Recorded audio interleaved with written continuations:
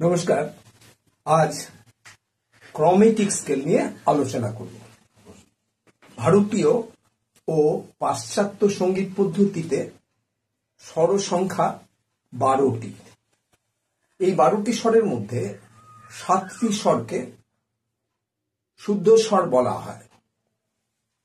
এই শুদ্ধ স্বর প্রথম সরোজ, 2 ঋষভ, 3 গান্ধার, 4 মধ্যম, 5 পঞ্চম, 6 ধৈবত ও 7 নিষাদ। এদেরকে সংক্ষেপে সা, রে, গা, মা, পা, ধা, নি বলা হয়। পাশ্চাত্য সঙ্গীতে, ওয়েস্টার্ন মিউজিকে এই স্বরগুলিকে বলা হয় tonic, supertonic, mediant, subdominant, dominant, submediant, leading note. এদেরকে সংক্ষেপে বলা হয় ডো, রে, মি, ফা, সোল, লা, সি। ভারতীয় সঙ্গীতে অন্যান্য বাকি 5টি স্বরকে বিকৃত স্বর বলার একটা প্রচলন আছে। এই বিকৃত স্বর কথাটির সঙ্গে আমি ভীষণ ঘোরতর আপত্তি আছে আমার। যাক, আমি এই বিকৃত স্বরকে রূপান্তর স্বর বলবো। তাহলে রূপান্তর স্বর 5টি। এই 5টি রূপান্তর স্বরের মধ্যে 4টি কোমল এবং একটি তীব্র বা কড়ি।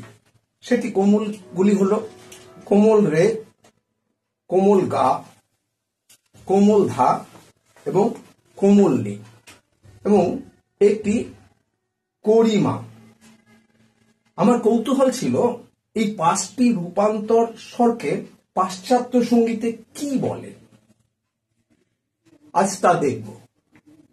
পাশ্চাত্য সঙ্গীতে এই স্বরগুলিকে সার এবং ফ্ল্যাট দিয়েও এভাবে লেখা বা বলা হয়।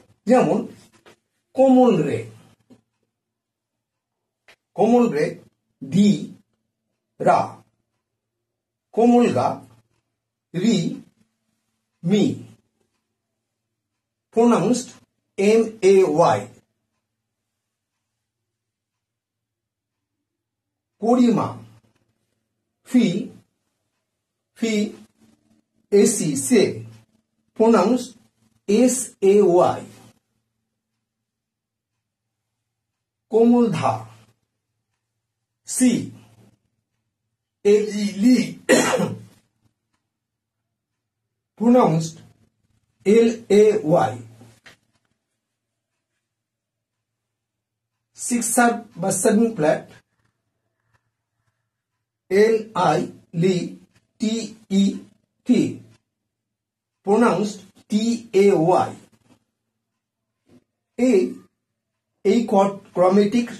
এই ক্রমেটিক স্বরগুলিকে পাশ্চাত্য সঙ্গীতে ডোরেমি ফা সোল লা সির সময় এভাবে বলা হয়।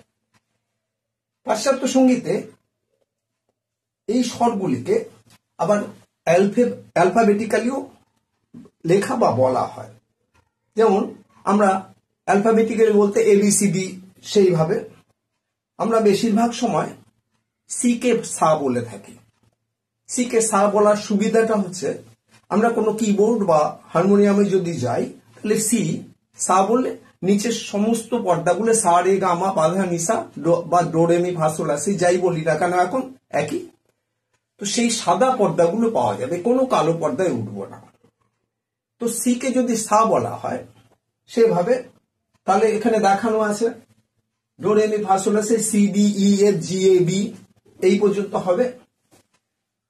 তো অ্যালফাবেটিক্যালি কি লেখা হয় আমরা সা, রে, গা, মা এখন কিভাবে পেলাম ক্রমেটিকে?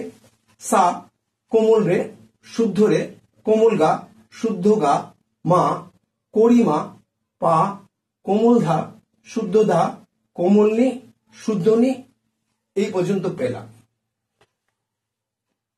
এদেরকে অ্যালফাবেটিক্যালি কিভাবে বলা হবে? যেমন আমরা এখানে বলেছিলাম 1 রুট নোট, 1 সার, 2 flat, 2 sharp, 3 flat, 3 4, 4 sharp, 5 flat, 5, 5 sharp, 6 flat, 6, 6 sharp, 7 flat, 7 এবং ফির আবার রুট নোট। এবার অ্যালফাবেটিক্যালি সেই 1 এ সি বসলো, C, C sharp, D, D sharp, E, F, F sharp, G, G sharp, A, A sharp, B এবং C. এই শার্পগুলিকে প্রয়োজনে এফ কে ই শার্প বলা হয় এবং সি কে ফার্স্ট নোট বা 8 নোট তাকে বি শার্প বলা হয়। এবার এই স্বরগুলিকেই আবার ফ্ল্যাট দিয়ে বলা হয়। যেমন এখানে বলা আছে সি, ডি ফ্ল্যাট, ডি, ই ফ্ল্যাট, ই, এফ, জি ফ্ল্যাট, জি, এ ফ্ল্যাট, এ, বি ফ্ল্যাট, বি এবং সি। প্রয়োজনে ই কে, মিডিয়ানকে এফ ফ্ল্যাট বলা হয় এবং প্রয়োজনে 7 নোট, লিডিং নোটকে বা মিকে সি ফ্ল্যাট বলা হয়। আজ আমরা এই পর্বে এখানে শেষ করছি। আমাদের মূল উদ্দেশ্য ছিল এখানে ক্রোমেটিক স্কেলে আমরা ঢুকবো। আমরা ঢুকতে যাচ্ছি মাইনর স্কেল দেখানোর জন্য। আমাদের খুব প্রয়োজন ছিল, আমরা জানি যে কোমল গা ছাড়া মাইনর হয় না। শুদ্ধ গা বা মিডিয়ান শুদ্ধ থাকলে যেটা হচ্ছে তখন হচ্ছে মেজর স্কেল হয় এবং মিডিয়ান ফ্ল্যাটেন হলে তাহলে মাইনর স্কেল হয়। আমরা মাইনর স্কেল যাওয়ার আগে এটি দেখাবার চেষ্টা করলাম। আজ এ পর্যন্তই, আগামী মাইনরে দেখা হচ্ছে।